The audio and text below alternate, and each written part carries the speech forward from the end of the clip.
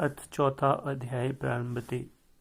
श्री कृष्ण भगवान बोले, इस अविनाशी कर्म योग को मैंने सूर्य से कहा, सूर्य ने मनु से कहा, मनु ने राजा इक्ष्वाकु से कहा। हे अर्जुन, इस परंपरा को प्राप्त यह योग सब राजऋषियों ने जाना, परंतु अधिक समय व्यतीत होने से यह लुप्त हो गया। वही प्राचीन योग आज तुमको मैंने बताया है, क्योंकि तुम मेरे भक्त और मित्र हो। यह योग रहस्य अति उत्तम है। अर्जुन कहने लगे, आपका जन्म तो अभी हुआ है और सूर्य का जन्म बहुत पहले हुआ था। मैं कैसे मानूं कि आपने सूर्य को यह योग बताया था। श्री कृष्ण बोले, हे अर्जुन, मेरे तुम्हारे अनेक जन्म हो चुके हैं, मुझे याद है, तुम भूल गए हो। जन्म से रहित अविनाशी संपूर्ण प्राणियों का स्वामी अपनी प्रकृति में स्थित हूँ, तथापि अपनी माया से जन्मता हूँ। हे भारत, जब जब धर्म की हानि होती है और अधर्म का प्रालब्य हो जाता है, तब तब ही मैं जन्म लेता हूँ। साधुओं की रक्षा, पापियों का नाश और धर्म की स्थापना करने के लिए प्रत्येक युग में जन्मता हूँ। जो मेरे इस अलौकिक जन्म और कर्म का तत्व जानता है, वह मृत्यु होने पर फिर जन्म नहीं लेता और मुझ में लीन हो जाता है।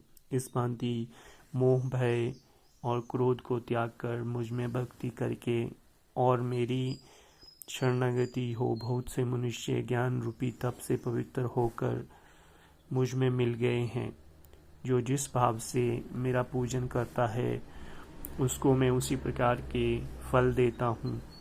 हे पार्थ, मनुष्य सब प्रकार से मेरे मार्ग का अनुसरण करते हैं, अर्थात यह चाहे जिसकी सेवा करें वह मेरी ही सेवा है। मनुष्य लोक में कर्म की सिद्धि की इच्छा करने वाले देवताओं का पूजन करते हैं, क्योंकि इस लोक में कर्म की सिद्धि शीघ्र होती है। मैंने चारों वर्णों की सृष्टि अपने गुण और कर्म से की है। सृष्टि का कर्ता मैं हूँ, तथापि मुझे अकर्ता अविनाशी जानो। कर्म मुझको बद्ध नहीं कर सकते, तथापि कर्म फल में मेरी कामना नहीं है। इस प्रकार जो मुझको पहचानता है, वह कर्मों के बंधन में नहीं पड़ता। अतएव पूर्व पुरुषों के किए हुए कर्म को तू भी कर। हे अर्जुन, कर्म क्या है और अकर्म क्या है, इसे विचार में विद्वान की बुद्धि भी चकरा जाती है। उसी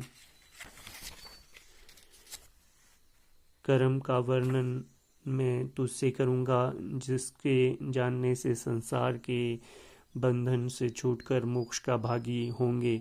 कर्म, विकर्म और अकर्म तीनों को जानना आवश्यक है, क्योंकि कर्म की गति गंभीर है। हे अर्जुन, कर्म करने की कोई कामना नहीं रहती है और जिसके समस्त कर्म ज्ञान रूपी अग्नि से भस्म निर्मल हो गए हैं, उसको पंडित कहते हैं। जो कर्म फल की आशा छोड़कर करता है और उसमें आसक्ति भी नहीं रखता है और निराशय ही संतुष्ट रहता है, ऐसा मनुष्य कर्मों में घिरा रहने पर भी मानो कुछ नहीं करता। देवयोग से जो कुछ मिल जाए उसी में संतुष्ट रहता है।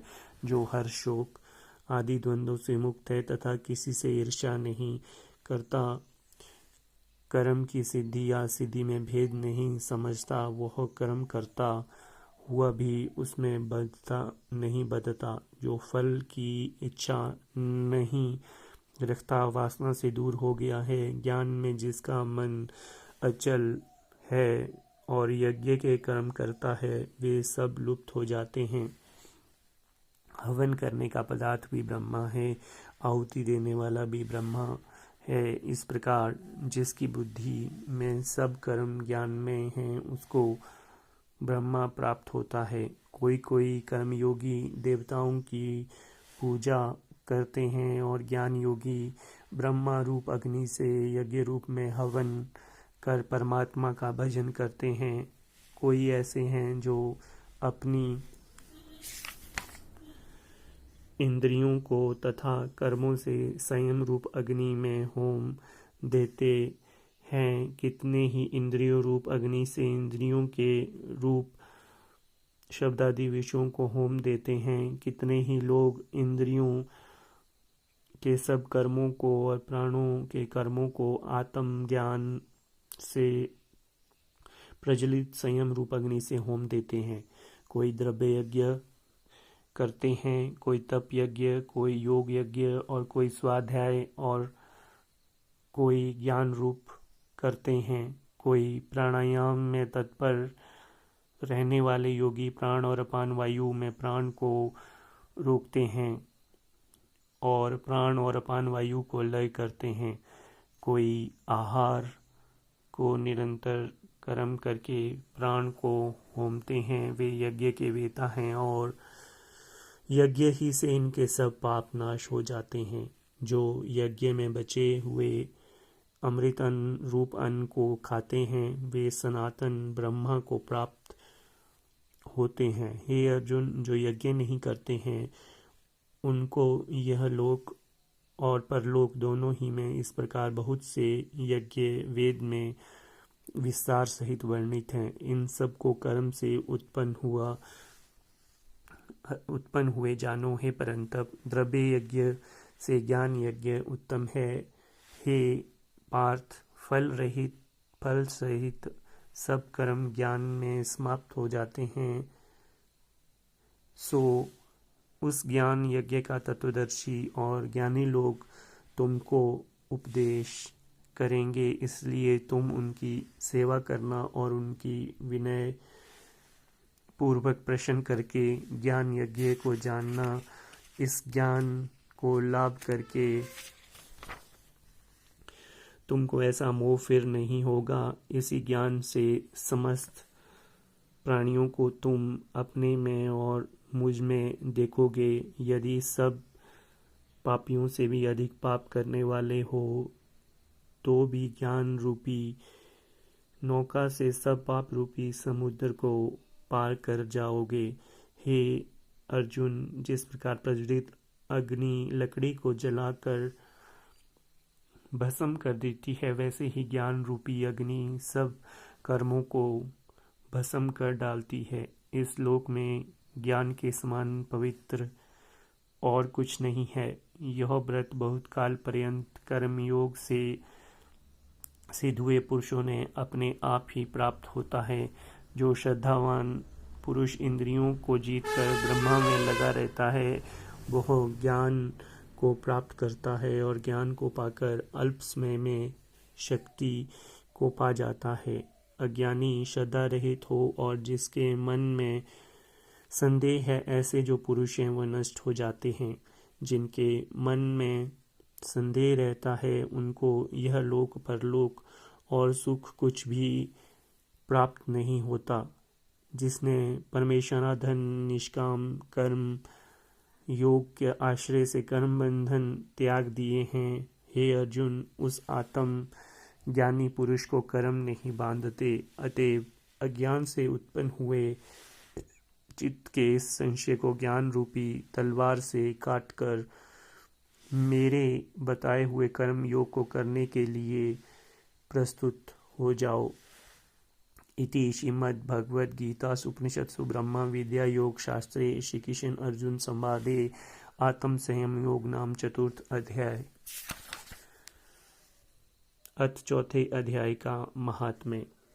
भगवान बोले, हे लक्ष्मी, जो पुरुष गीता जी का पाठ करते हैं उनके स्पर्श मात्र से अधम देह से छूटकर मुक्ति को प्राप्त होता है।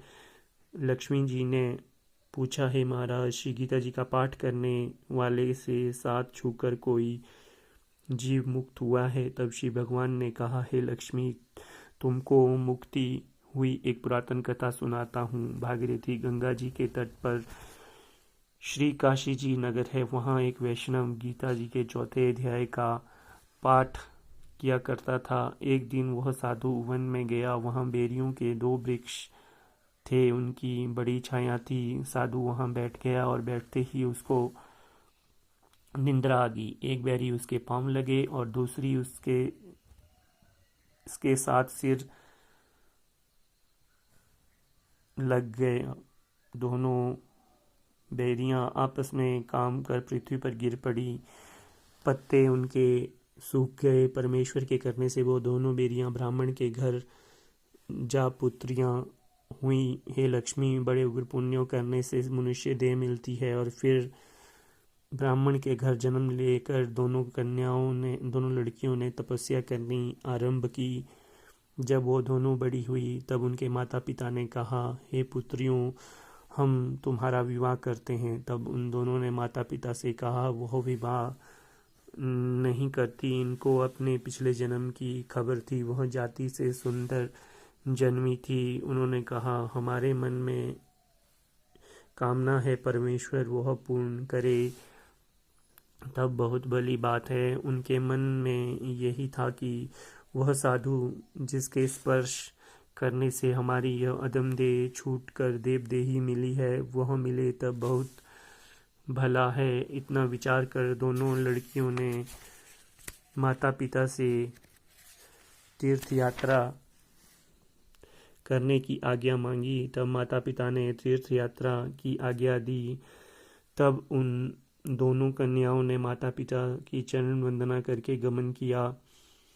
तीर्थ यात्रा करती हुई बनारस पहुंची। वहां जाकर देखा कि वह तपस्वी बैठा है, जिसकी कृपा से हम बेरियों की देह से छूटी थी। तब दोनों कन्याओं ने चरण वंदना करके विनय करी, हे संत जी, धन्य हैं, आपने हमको कृतार्थ किया। तब उस तपस्वी ने कहा, तुम कौन है? मैं तुमको नहीं पहचानता। कन्याओं ने कहा, हम आपको पहचानती हैं। हम पिछले जन्म में बेरियों की योनि में थी। तुम एक दिन वन में आए, तुमको बहुत धूप लगी और तब बेरियों के छाया तल बैठे लंबासन होने के कारण एक बेरी आपके चरण लगे और दूसरी को सिर लगा। उसी समय हम बेरी की देह से मुक्त हुई। तुम्हारी कृपा से हमारी गति हुई है। श्री गीता जी के 4 अध्याय का ऐसा महात्म्य है। तब वह मन वचन कर्म से नित्य प्रति पाठ करने लगी। तब श्री नारायण जी ने कहा, हे लक्ष्मी, और 4 अध्याय का महात्म्य है जो तुमने जो सुनाया है।